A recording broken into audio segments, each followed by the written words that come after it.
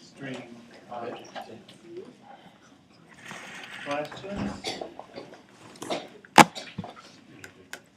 Okay, Talking pretty about straightforward. It's just not Java. Questions in your project? Anyone? No. Okay. So I posted another file on the website that has errors in it. You should be able to introduce additional errors to testing. Also, I want to tell you that I won't be here tomorrow morning. I'm sorry, not tomorrow morning, Friday morning. No. I'm going out of town for the weekend, so we'll cancel office hours Friday morning. I will be in Phoenix. Sorry. It's You go supposed there to be every 100 degrees over there. I wish I was here. Anyway. Beside the wall. Remember that we said only labels can start at the beginning, but also this must start in column 0. So the pound sign M include, you have to use that as well. I didn't put that in the original documentation, but you have to accept the pound sign M include. So what you can do is if it starts with the pound sign, you can assume it's a similar directive and take it. So that will go in the label field.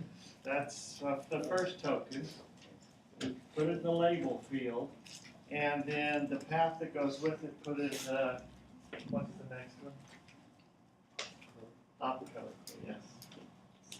And you have some path here.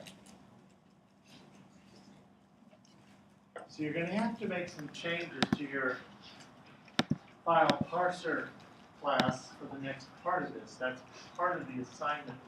And I'm hoping you're designing this in such a way as you can do that.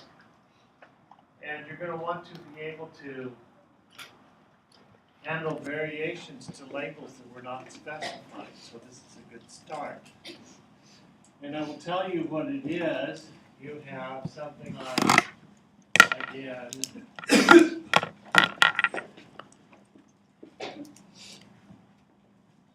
you will have to accept. @ sign. Now you don't have to for this first assignment, but I'm just giving you kind of a heads up. You're going to have to modify your code. So that's what you're going to have to do. Do you know why you would have to do that?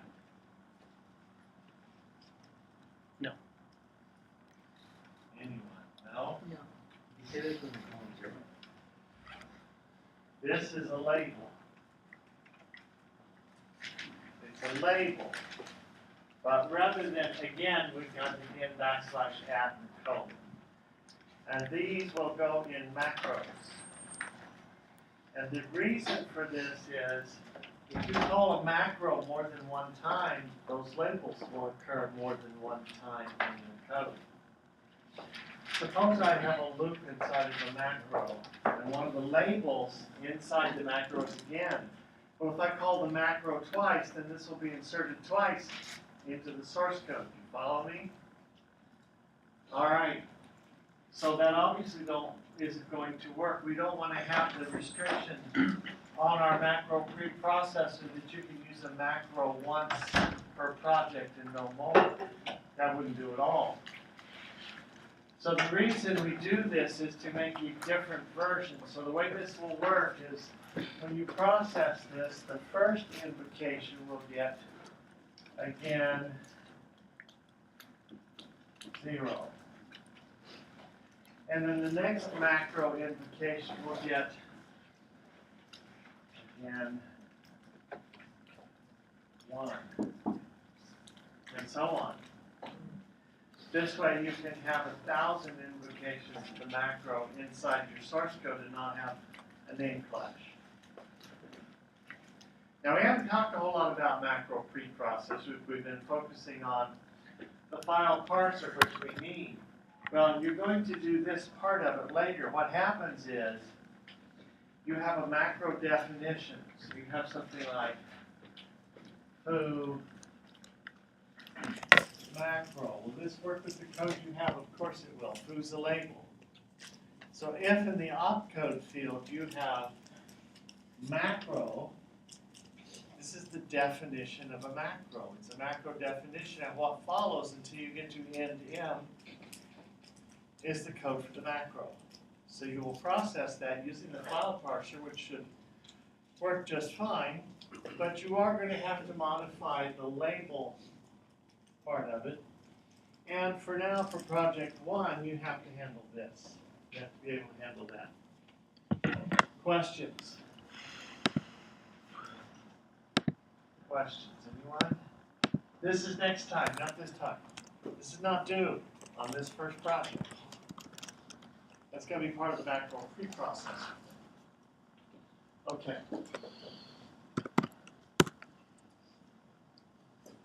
So are there any other project questions? Last chance to ask. Yes. We have a question on Monday. Can we ask it? Of course you can. I'll have office hours Monday. Okay, cool. Yes, I will be there as well. I imagine we might have some questions, huh? Well, a word to the wise here. I have 90 students in CS530 and they also have a project on Tuesday. It's due Tuesday, the 11th. So if you come at 11:30 on Monday, I may have a whole bunch of people waiting to see me. So if you have a problem, have a question, you should come earlier rather than later. That would be smart. When I get there, 8:30, there's nobody around. 9 o'clock, nobody around. 9:30, somebody comes by. 10 o'clock, there's 10 people waiting. 11 o'clock, there's 50 people waiting. You see, the closer we get to noon, the more the people stack up. So if you come early, you'll get in to see me. So hopefully you'll have no problems, and you've already made great progress on this, right? Okay.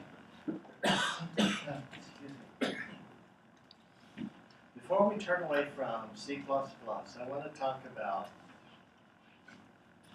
another structure or data structure that you're going to use a lot. And it is a map. It is a map. Are you familiar with the idea of a map? Yes, no. What this is actually is a red-black tree. It is a red-black tree, but it is also, a map is another word for dictionary. Dictionary is a commonly used term, and the key concept here for maps and dictionaries is the idea of a key that maps to a value pair. So this is not a new concept or a difficult one. In particular, you have a unique identifier for every entry and you can't have duplicates. So the simplest example I can think of is students at SDSU, you each have a red ID. Do two people have the same red ID number? No, that's impossible. Everyone has a unique or a distinct red ID. What it maps to is the student.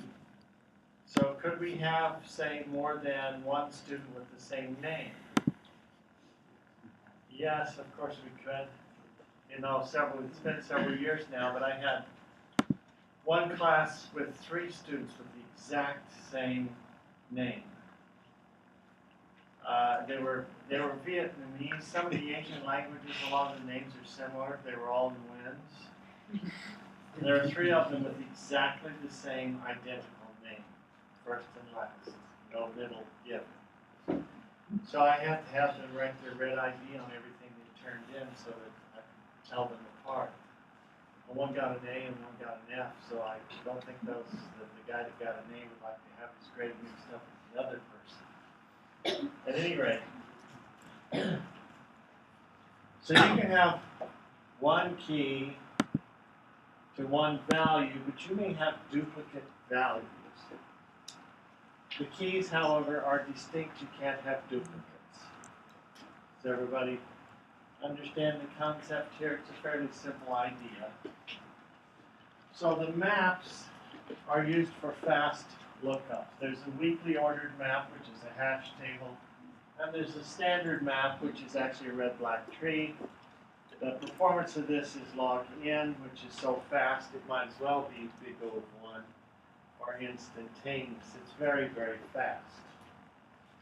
You know, you've all studied complexity, right? So a hash table, a weekly ordered map, a hash table is big O of 1. But an ordered map, which is a red-black tree, is big O of log n. And is there a big difference between those two? Yes, no, maybe. Is there a difference between the two? Yeah, obviously the nutty. The question is, how big a difference is it? Or maybe the better question is, how fast or how slow is log n?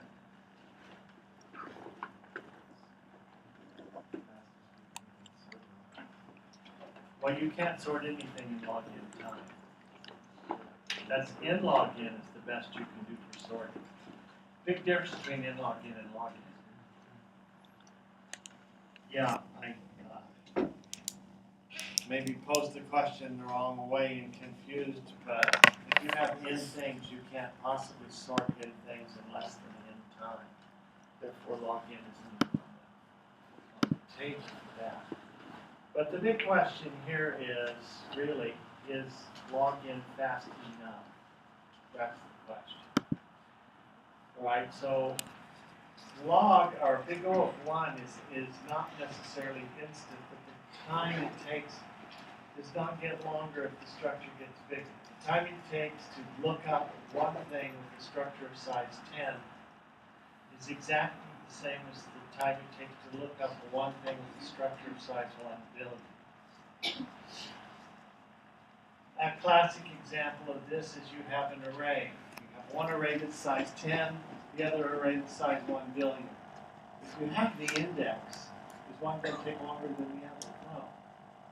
If you know what you're looking for is at index 5, it's going to take the same amount of time to be the structure, and the size of the structure is irrelevant. You with me? Okay. That's big O of 1. It doesn't mean instant, but it means that it doesn't get worse when the structure gets bigger. Well, what about log n? What does that mean? Well, what that means is, suppose that we have a structure that has 1,000 elements in it. And it takes 2 nanoseconds.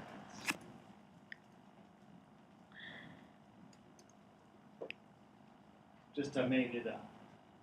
If we double the tree size, the size of the structure to 2,000, how much longer is it going to take?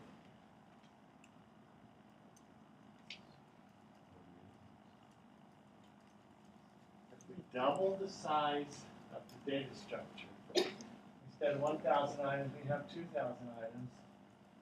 How long is it going to take? It's probably still 2. Yeah. So a way to think of this, imagine that we have our structure, and forget these little bitty numbers, they're kind of difficult to qualify in any fashion. Suppose we have a structure that has 1 million elements in it. We have a table, not a table, but a tree, but it's a map. It's got 1 million elements in it. To find what we're looking for, or discover that it's not there, how many comparisons do we have to make? Worst case scenario, how many comparisons if there are 1 million elements that are candidates for this lookup? Number 2. About 20. About 20. So how long does it take a modern fast computer to do 20 comparisons?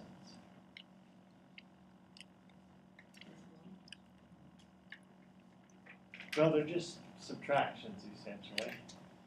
How long does it take? Well, let me ask you this. How many operations can a modern computer do in 1 second?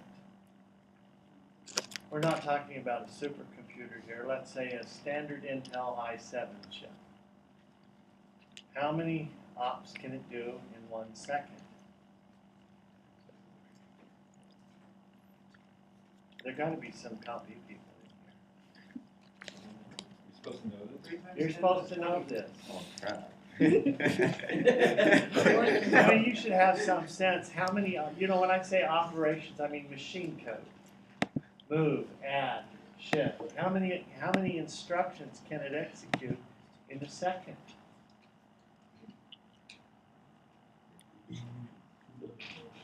Several billion. It very much depends, but a ballpark is good enough. 2 billion short. That seems like a reasonable number. So several billion. So knowing that you can do several billion ops in a second, how long is it going to take to do 20 compares? Good luck even measuring it, right? It's so fast you can't even time it. Okay, well, suppose we up the ante. Instead of 1 million, we have 1 billion elements in this structure, and now we have to search and find 1 out of 1 billion. How many compares in the worst case? 30. About 30. And how long is it going to take the computer that can do 2 billion things in a second to do 30 compares? Not measurable. Not measurable. So it's so close to big O of 1 that it doesn't even matter. So if we write complexity times, this is big O of 1. This is log. This is linear. This is n log n. This is a comparison. These guys are so close that they might as well be the same. So the whole point of this is the structure we are using is ordered, but it doesn't really matter because it's so fast and so close to the speed of this one that it's irrelevant. All right, so there are advantages to using the ordered structure, though for our applications not so much. Nevertheless, this one is the most common and well-developed of them, so we'll use it as an example. So where is this going to come about? You're going to have lookup tables. What does a macro processor actually do? What does it actually do? I mean, we're going to be writing one of these things. We haven't talked about it much. What does it actually do? Yes? It breaks down bigger commands into smaller assembly commands. No? No. Alex, I appreciate you participating, but unfortunately, that's the downside. When you ask these kind of open questions and you ask the class to participate, sometimes somebody's going to come up with something that's just not quite right, and you just can't say, well, that was a pretty good try. You just have to say, wrong, and move on. And then everybody gets a laugh, but please don't feel picked on. That's not my idea to pick on you. Yes? My turn to pick. It breaks down the language and checks for syntax. No, it doesn't. It does not do that. Okay, you feel better now. You're not alone. You're getting picked on. So when you write a macro, you write the instructions to do a commonly performed operation. For instance, years ago, I don't know if they're used much anymore. Years ago, when we had DOS, anybody remember DOS? No, you weren't even born then. There were word processors, which was one of the very first things. I mean, this was huge. When I was an undergraduate, we turned in term papers.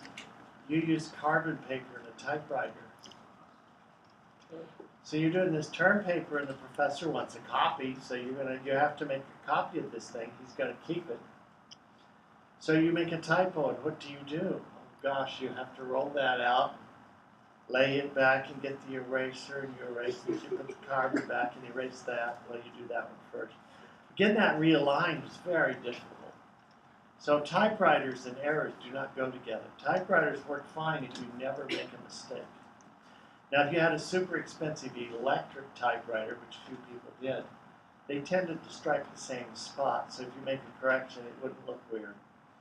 But most of the mechanical ones, man, you rolled that paper up and rolled it back. It did not align.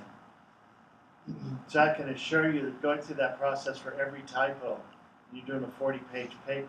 Oh God, just shoot me. It was awful. So of course, as soon as we had word processors, everyone bought them. These were wonderful tools. So some of the earliest ones had macros, which were really cool. When I first encountered this, I thought, this is like the sweetest thing ever. And the way it worked is this. So maybe you're sending someone a letter before email. Well, there was no email. You're sending someone a letter, right? So you have a special hotkey combination. You do like Shift, Control, Alt, F3. If you did that, then it would automatically type your return address. You know, John Smith, 123 Main Street, San Diego, California, and you could watch it. It would just type it out. It would appear on the screen. And it's like, this is so cool. It's magic. But you have this one keystroke, and it would cause this other action to occur automatically. Very convenient. Similarly, the earliest calculators, the first one I had was an HP, and it was programmable. By that I mean you could store instructions, so you hit record, and then you type your instructions, and you could use symbols, A plus B, and so you could do calculations where that involved multiple steps, and you keep pushing the buttons, and it records the keystrokes. So then for all of the symbols that you typed, A, the B, the C kind of thing, you would store in memory a value for A, a value for B, a value for C, then you hit the button, and it would substitute A, B, and C in those values for what you had typed and perform your calculations, which was really cool. So there were like 9 registers, and it would hold maybe 60 steps.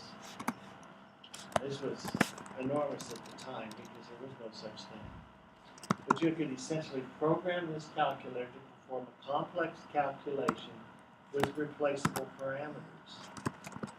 And you hit the button and it would do it for you. So you need to calculate, say, I don't know, I'm not a finance guy, but think maybe some complication for some investment. It's got 9 variables and takes 20 steps. Okay, you code the 20 steps. You go in and you insert each of the 9 variables into the registers, you hit the button, and out comes your answer. And if you need to do it again, you don't have to type all that code again. You just go in and store the values for A, B, C, hit the button, and it gives you the calculation. It's the greatest thing in the world. That's the closest to a macro preprocessor that you can really get. That's the simplest way to explain it. You hit the button, and it repeats the instructions with replaceable parameters, replaceable values. So how many instructions do you suppose it takes to print to the screen in assembler? Well, quite a few. Quite a few. So that's all typed up into a neat body of code. Now the parameters start with the backslash. All right, so you call it, and it inserts that, and all the replaceable parameters are substituted for you. So you write code that looks like this.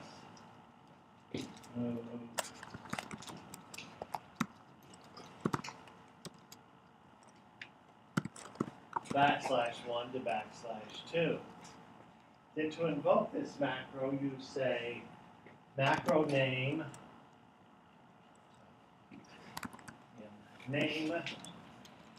let's call it foo. It's the macro called foo. D1, D2. All right, this is the first parameter, this is the second parameter. So your program will come along and insert into the programmer's code this.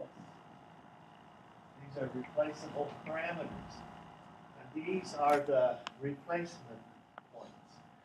So you write the code to perform some task. and then you include the substitutable, replaceable values in there, and then when the macroprocessor reads the invocation, it substitutes those parameters in for the backslash areas, and away you go. Another example, there are some RISC chips. You guys remember what a RISC chip is, right? A RISC chip, reduced instruction set, simplified chip. With shorter instructions and fewer of them, you have faster code. More instructions, faster code. All right, some of those chips didn't have a multiply instruction. If there's no hardware multiply, what are you going to do? So you're the programmer, you're writing assembly language, but the machine does not have a multiply instruction. It does not exist.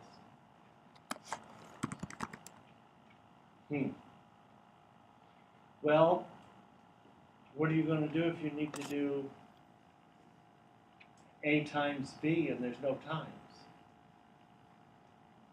Write the manufacturer and complain? No, I mean, can you do it? Is there a way to do it? Well, there is. It's the shift and add method. There is an algorithm for that called shift and add. It takes a lot of instructions. Okay.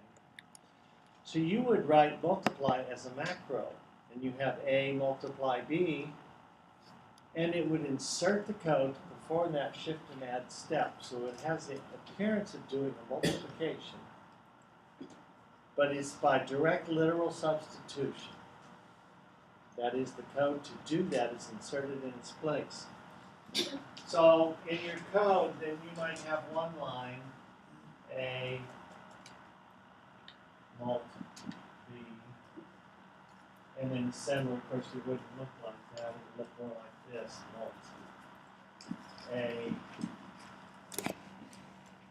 So the machine, then your preprocessor step will comment this out, and in its place, insert all of the lines of code necessary to do the shift and add, and insert the A and the B where needed in this body of code to get that to work correctly. You follow me? You see what I'm talking about? That's what a macro preprocessor does. So from 237, I know not all of you had the CS Department's 237 class, but you had some kind of machine organization assembly language program. Well, it takes a lot of steps to read from the keyboard, to print to the screen. It takes a lot of steps to convert something from string or array character to 2's complement integer. And so we package those up as macros, and the beginning students just call the macro, and in its place get inserted all of those instructions. So that's what the macro preprocessor is for. We're going to have to store these things somewhere, and you're going to have to look them up, and that takes math. So I want to talk about math before we move away from C++ here.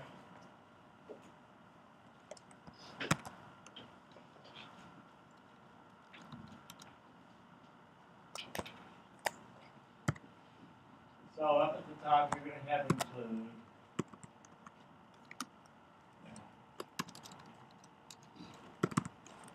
And then in your main method, when you're going to declare it, you say map, and then in angle brackets, the key and the value that it takes. The key and the value. Keys are usually strings. So let's do string to string.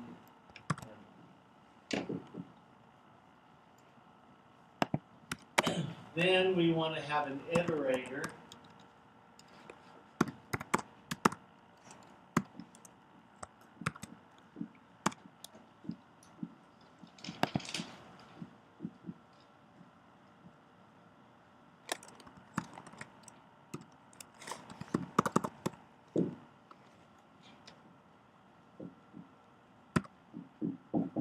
Okay.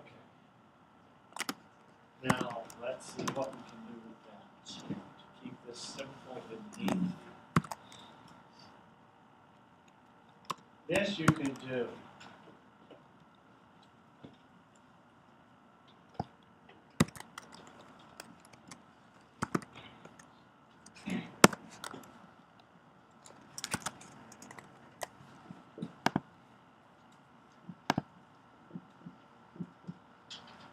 So suppose I'm going to do a map, and the key is an English number, i.e. 1, 2, 3, and the value is the Latin equivalent. Okay, that's the key value pair. You have a key, maps to a value. You have 1, maps to. Is it an array? No, it's not an array. How in the world then can we use those square brackets? How can we use square brackets if it's not an array?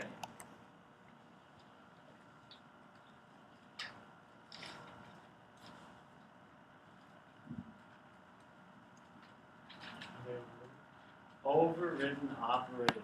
Yes, very good. You redefine what these square brackets mean. And you saw the form of this already, map, colon, operator, brackets. Open bracket, then you redefine what that means. Okay. As is the case with these overloaded operators, you have to be careful. You must not ever use this mechanism to search. Can I do this? See out the Latin equivalent is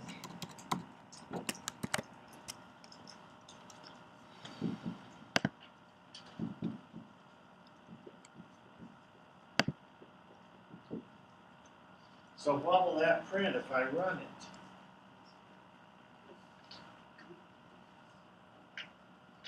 It will print Unis. Does it work? It does. Okay, well I said it's dangerous. What's dangerous about it? This will never fail. Therefore, if you want to look something up and you do this, it will never fail. Well, what does it do? Suppose I now say, instead of this, I want to do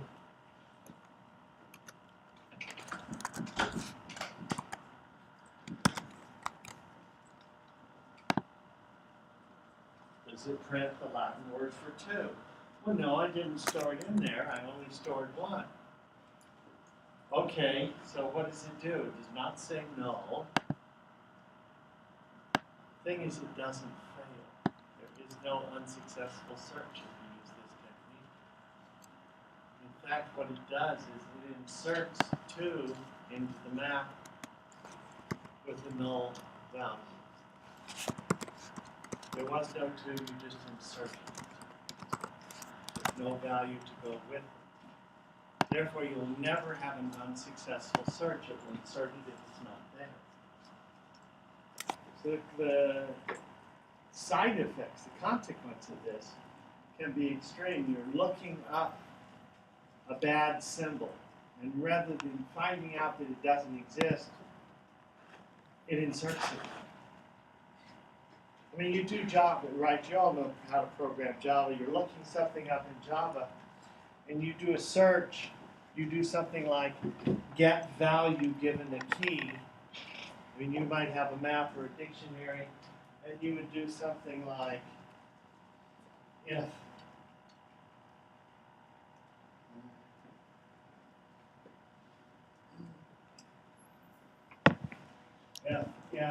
dot get value key is null, then it's not in there, right? It's an unsuccessful search. The key's not in the map. Well, that's Java. Here, if you do that, it will come back null all right, but it will insert the key into the map with the null value. So if you search again, you can't tell the difference between a bad insertion or something else. There's another difference between the behavior of this and Java. Suppose I do this. Then I realize, oh, I have a mistake. Okay, m to dual.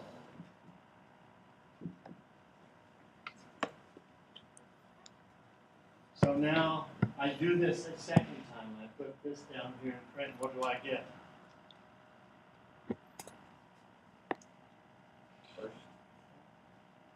Null.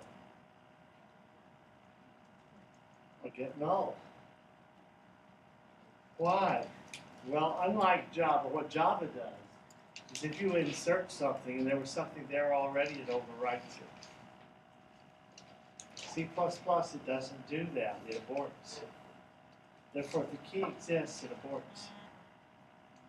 So you accidentally inserted a null trying to fix it, but this aborted because there's already a 2 in there with a null matching value. So you have to delete it to get rid of it. You can't overwrite it. So the message here, it's a subtle error. I've seen this over the years. I've seen students fight this monster and try to get it right.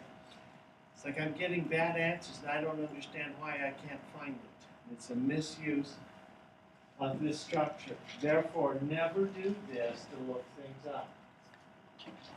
Never do it to look things up. Only do it to insert things. You can insert things this way and it's perfectly fine.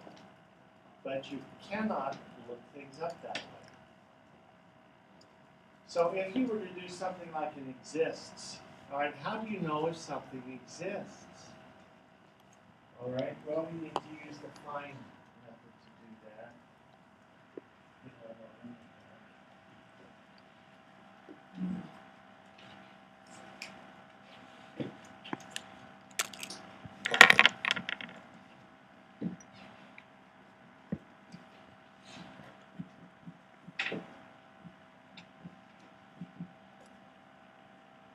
Now, this may seem very wonky to you. It gives you pointers for this. It's the standard method. Again, Java uses pointers only for one thing, to iterate over the structure. C++, not so much. It uses iterators to do all kinds of accessing. So this returns a pointer to if it exists. And if it doesn't, it returns a pointer to the slot after the end of the data structure. Therefore, if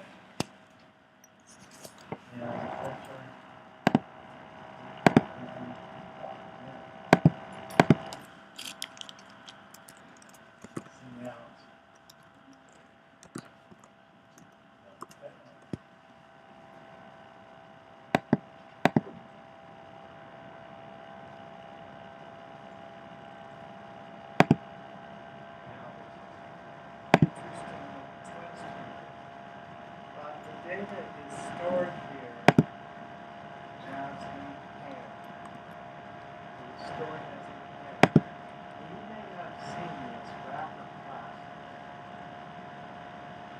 If you took 310 with me, when you made a hash table, you used a linked list to do chaining. Remember that? Well, the linked list takes one type in E, but you have a K and a V with the hash table, key and a value. So if you have a key and a value, how do you store that in a structure that takes a single thing? And the answer is use a wrapper class. Use a wrapper class. Well, that's what's going on here. It's a pair. It's called a pair. Okay. Else, I want to print what I just found. Now you could turn around and do another search. And since you know it exists, then you could use the square brackets. However, performing 2 searches instead of 1 is a bad idea. This returns a pointer to the object if it's found. Otherwise, it returns one equal to the end, which is after the structure. Is this, are you with me? Okay. Else, see,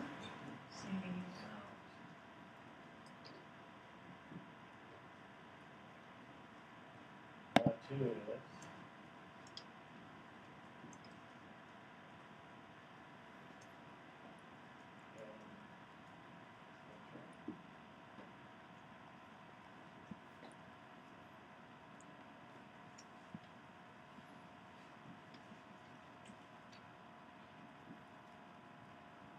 Arrow second.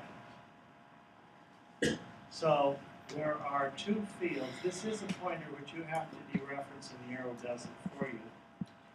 Arrow second gives you the value. Arrow first gives you the key. This again is very different from Java even though the ideas are the same. Questions? Second gives you value, you said? Second gives you the value, first gives you the key. So if we wanted to print that, both the key and the value, we would do it like this.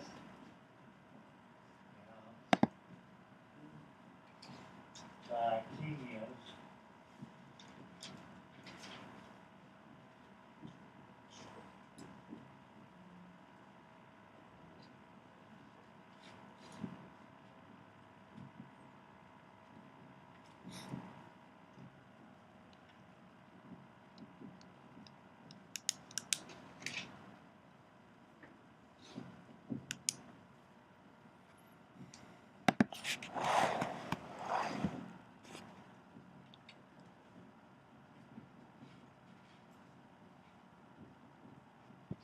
like so. So that gives you the key and the value. Yes. The arrow is just dash greater. Yes, it's a dash and a greater than. It's the arrow operator. Now remember, you've seen this before. When did we use the arrow operator?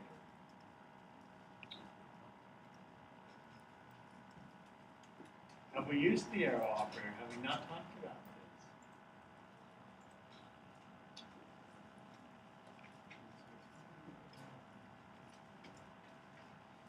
Suppose we have, let's assume that it exists class P. Okay, I can say P dot set name.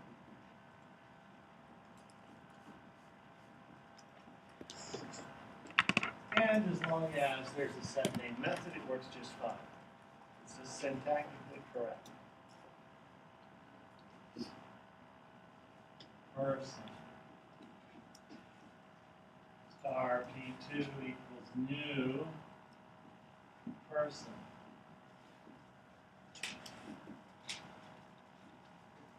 Now, can I call set name? Sure, I can call set name. I say P2 arrow set name.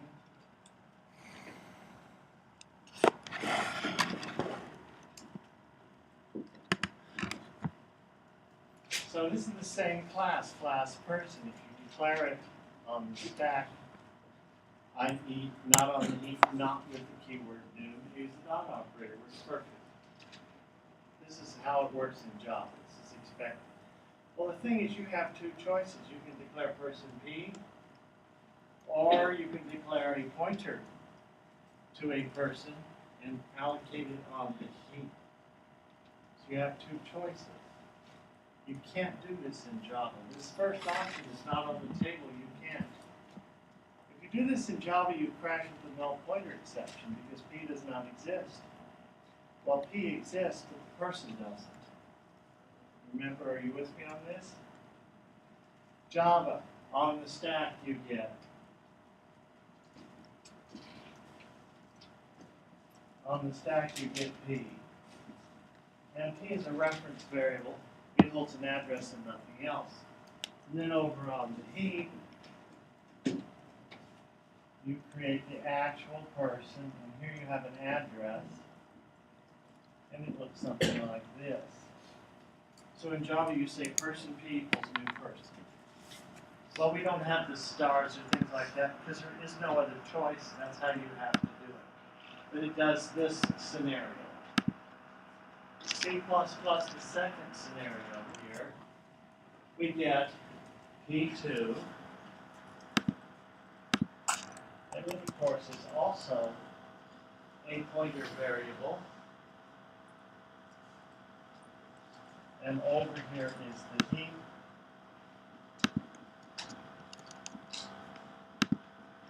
It's just like the version from Java and it is. The difference between C++ and Java is this arrow operator and the star in front of P2. You Because you don't have to declare this one. Alright, now let's step back a minute and look at this in C++.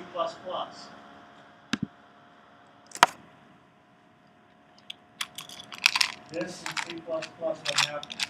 On the stack, you get your person P. There it is. It's not an address, it's the actual person object right there. Set name with the dot operator, and you put John right here. Good to go. So you have two choices in how you declare things with C++. On the stack like this, or this one, like Java. You have a choice. Java, you have no choice, you have to do it this way with new. Okay? C++, we need syntax to distinguish between the two where the memory allocated is on the stack of the heap. This is a heap allocation. This is a pointer, this is a heap allocation. Alright, there's an allocator in this class behind the scenes. Therefore, this is a pointer variable, and what does it point to? The pair that's actually created by the allocator that's hidden from you on the heap. So this is necessary to dereference the pair that's on the heap. So the syntax matches this. Note that we didn't say star to reference it to your own. So it's the same whether it's a method or property. Questions? All right. So let's complicate things a little bit here.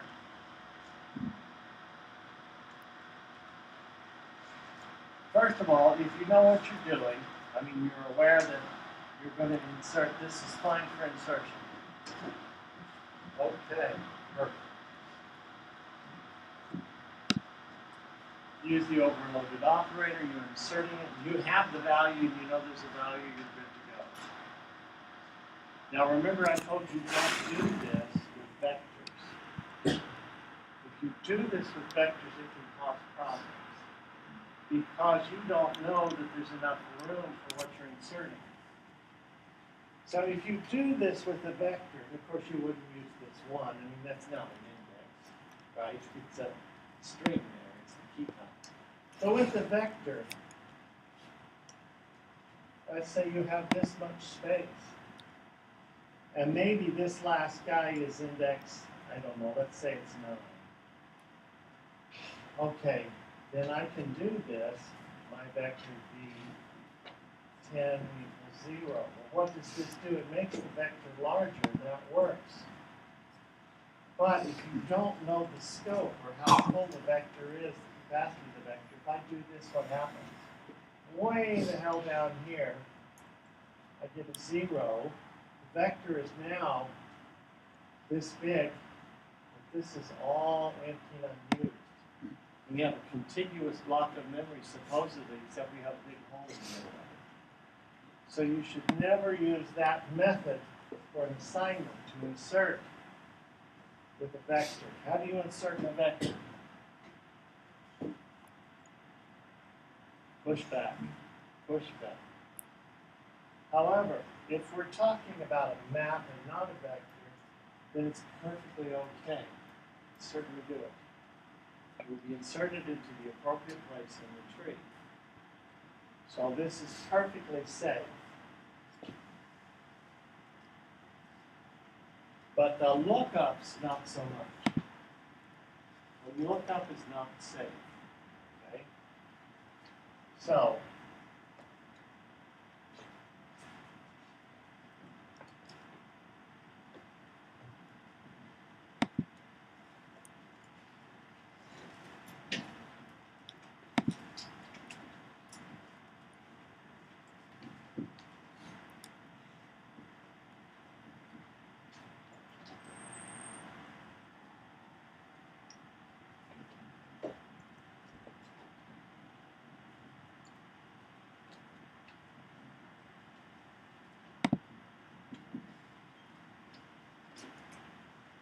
this is what the square brackets does with like the scene. Inserts a pair.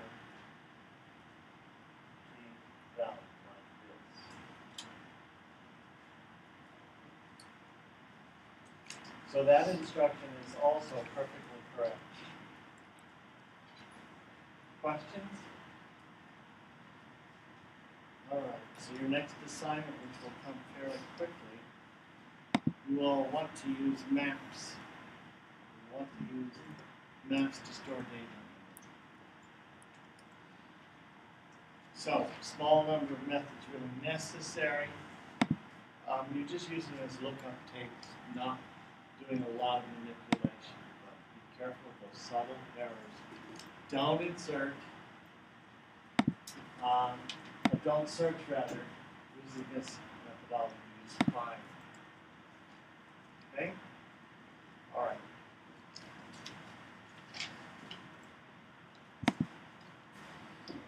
So I'm going to shift gears here a little bit.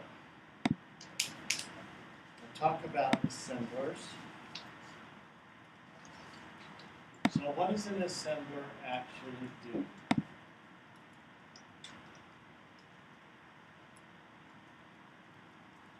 We have a machine language or assembly language source code file, and the assembler is going to process it. That's what we do.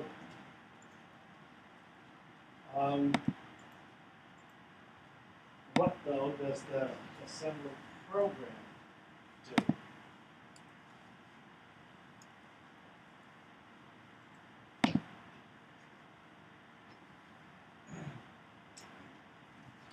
Well, what's the output? Let me ask it that way. What's the output of the assembler?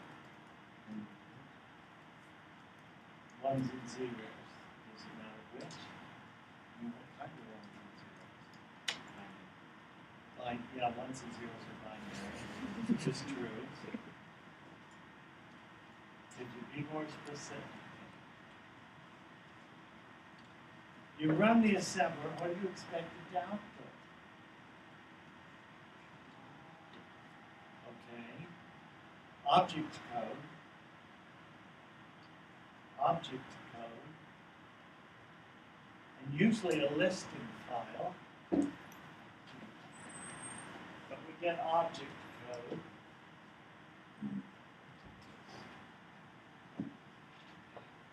By the way, is there a difference between machine code and object code? There's a difference between machine code and object code. And the answer is yes, there is. So maybe can you tell me what it is?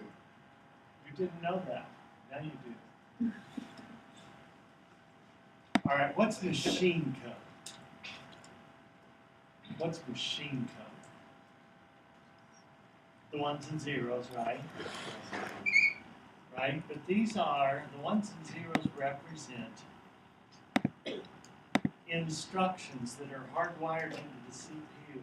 They are in the instruction set. So every machine code is instructions in the instruction set in the native format. The can and object file have more than machine code in it. The answer is yes, it can. Yes, it can. Suppose we have a storage allocation directive like this.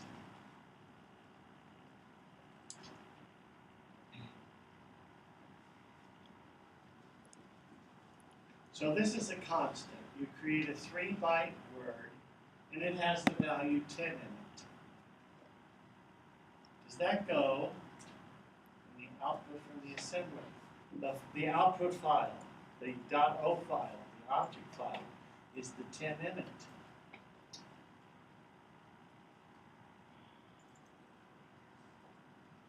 Is it a machine instruction? No. So this is not a machine instruction, not machine code, but it is in the object file.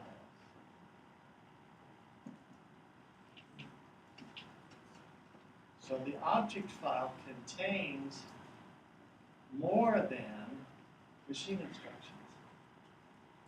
Okay. So you're gonna, your assembler is going to generate an object file. Now, is an object file executable?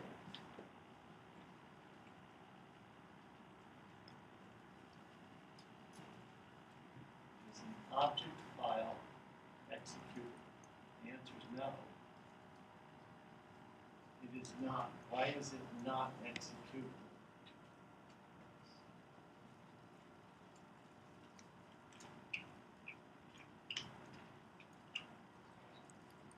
It's not executable. Okay.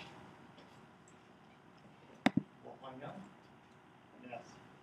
Does it not perform operations to store things? Well, it's a module. You can think of it as a module. For instance, your project you're working on right now, one of the outputs you have is file parser.o. Can you execute it? Can you type file parser.o and hit enter? No, it's not executable. It's object code. And once transformed, you can execute that object code, but it's not executable as it is. So there's another step, the last step, which is the first thing in the makefile, is the linkage. You create driver with driver.cpp file parser.o or driver.o. You pull all those .o files together and link them, then load them. You have an executable. But the object files are not in and of themselves executable. So the linker loader is a completely separate topic. This will generate object code, which can then be linked, loaded, and run. That's what the assembler is going to do.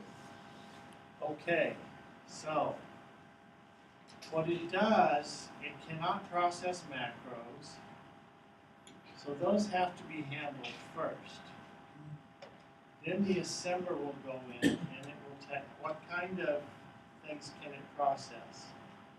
Machine instructions, of course, add, move, load, store, and so on, but also assembler directives. Assembler directives. So the first actionable, not executable, but actionable statement with this architecture, there it is, a label start.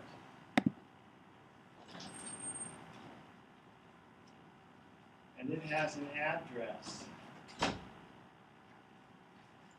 0 means it's relocatable, and another address, say 1000, is a hard-coded, the code must go at 1000. Now I'm using the $sign in this class to denote hexadecimal. It's not in the textbook. According to the text, you should be able to imply from how it's used whether it's hex or decimal. But I find that imprecise. The argument goes, okay, you're giving an address, it has to be hex. That might be true, but it's less precise in instructions with immediate value. So I'm using the $sign for that purpose. This means hex 1000. That's the starting address and it doesn't change. So this is an assembler directive. Where do you start? What is the starting address of the code? Well, understand every statement, every line in the source code will have an address. Every line will have an address. Okay. So what is necessary for relocation? Let's talk about this idea of relocation for a minute here. This is relocatable. This is not relocatable. Hard-coded. Well, I think it's obvious why you would want relocatable code. Suppose you start at address 3000. Okay, well, how many students can have address 3000? 1. Actually 0, because you can't ask for a specific address. The operating system will give you what's available.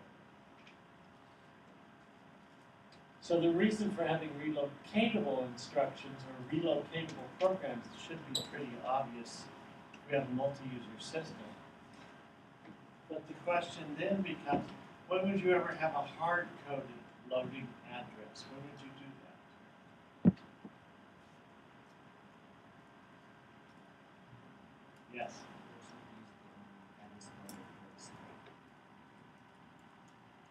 Perhaps, but I would like to know an instance when you would use program X and it has to load an address Y. Can you give me an example when that would be necessary? A bootloader, certainly you need to hard code and specify the load address. Sure.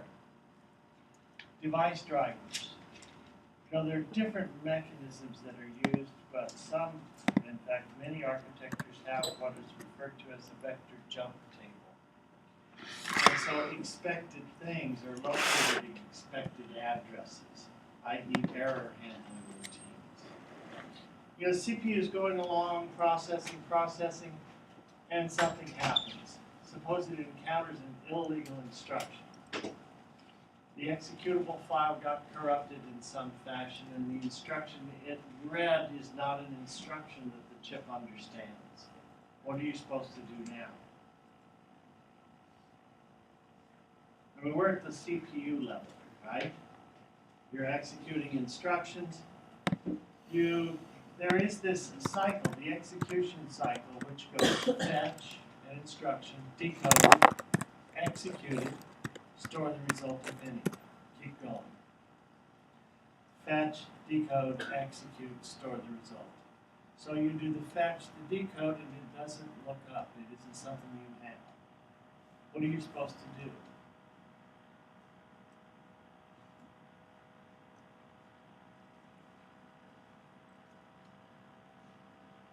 I mean, how do you handle that situation?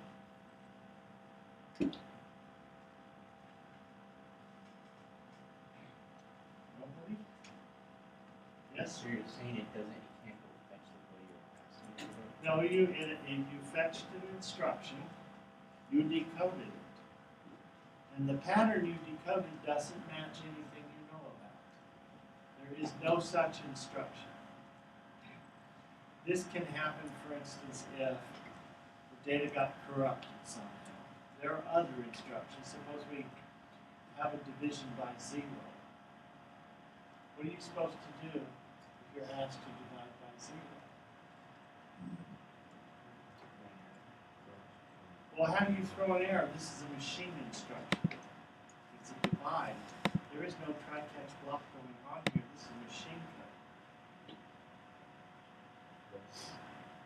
Well, in the bad old days, the machine would lock up. It would just stop. Freeze. You know, they used to come with red buttons on the front. They did.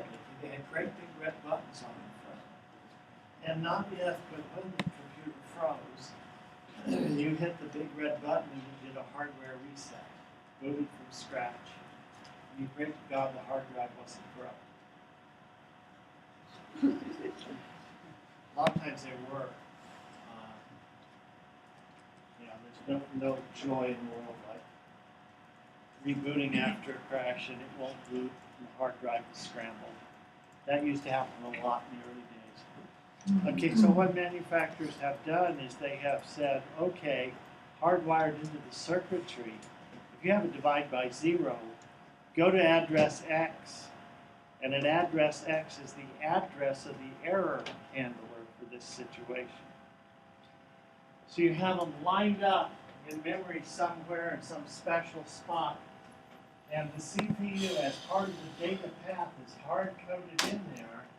And we have something like this. And maybe this spot is divide by 0.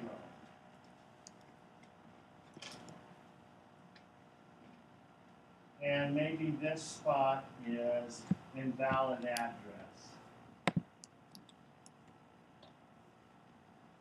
If you ask the computer to read an address that's invalid, what's the CPU going to do about it? It asks for the memory, it can't have it. Again, locked up tight, what do you do? So here's an address.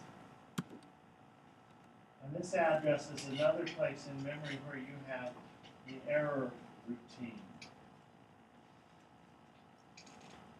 So this is called the vector jump table, and you jump to these different locations. And this allowed vendors to write custom handlers for each of these situations. So in booting, you put the address of your error handling routine for each kind of situation you might encounter.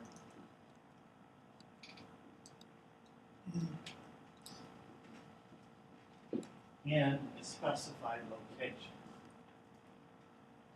So in a case like that, you're going to load this with an address that it's hard-coded. It has to be. So you say, okay, the divide by zero error situation gets handled at address 5010, or whatever it might be. The other place where you might use hard-coded addresses are some device drivers will be placed in a specified location. All right.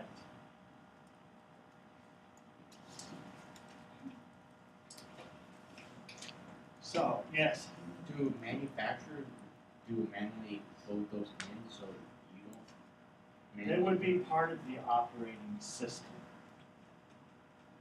They would be part of the operating system. So the machine I'm thinking about, because it's the one I'm most familiar with, is that Motorola coal-fire architecture, the 68K. You know, the range 0 up to 1FF is for the vector jump table. And so if you have an error, you go to a predefined location, read the address, jump there, and handle that error.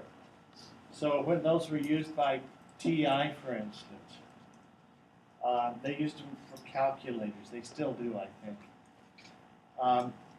When there's an error, it just would jump and print error.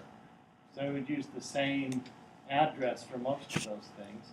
Whereas where you used them maybe 25 years ago on Apple desktop computers, you would get an error like program terminated divide by zero.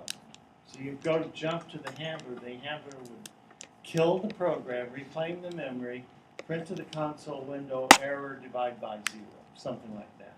But the manufacturers could decide how to handle it and build it into the operating system. So essentially what the assembler is going to do is it's going to process a certain number of directives. And these directives can vary. There are quite a few of them, but there are certain basic ones. Directives are things like storage allocations. They are load points and certain other ones that we will talk about. But there are processor or assembler directives that tell the assembler directly, the program, to do this or do that.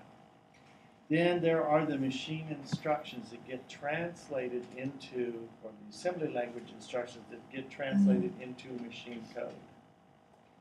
So to translate an instruction in assembly language into machine code, what do you have to do?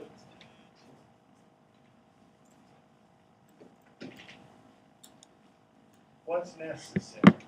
Well, again, it depends on the architecture, but there are certain constants that you're going to have to deal with. One is, what is the instruction? So the opcode.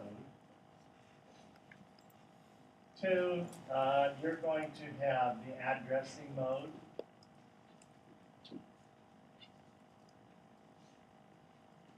Three, you're going to have at least one source or destination. And maybe both. You may have the addressing mode of the source, the addressing mode of the destination. You may have asides, if they're different versions. So all of these things have to be encoded and processed. So if you're writing an assembler, and you're not doing that this semester, but if you are, you've got like opcode plus the flags, which are NIX, E, and then you've got either an address or a displacement. And here are your addressing modes.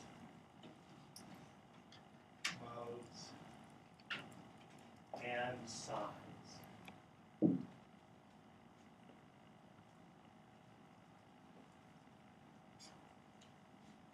So,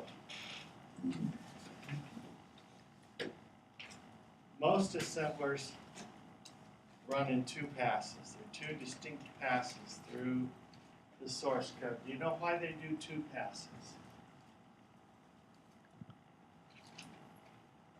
Why does it take two?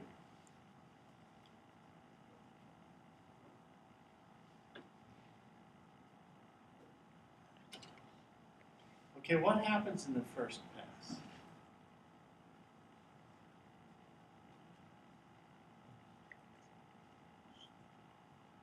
Stores it in a memory. Well, the first pass, the primary goal is to give everything an address.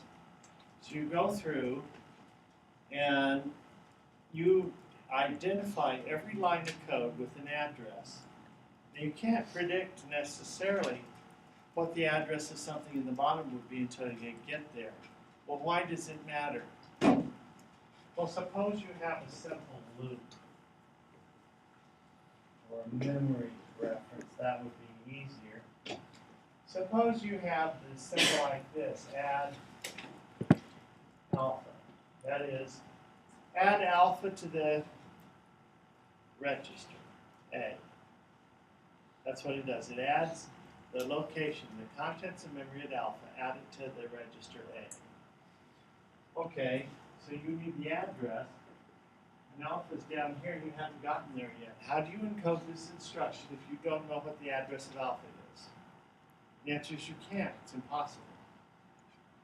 You can't guess it, you can't predict it. So if you don't have the address of alpha, how can you encode that instruction? And the answer is you can't. So the first pass, the machine will go through, and can we give this line an address? Sure we can. Every instruction takes a certain amount of space. We look at it, and then the next line gets the address moved down by however much space this takes. So in pass 1, you will assign an address to every line in the source code file. Once you know where alpha is, then on pass 2, you can actually encode it. So it's usually a 2-pass assembler so that you identify all of the symbols of the program, the labels, before they're encountered. So you can't use them until they're defined. Questions, anyone? Okay, so we will pick up this discussion then on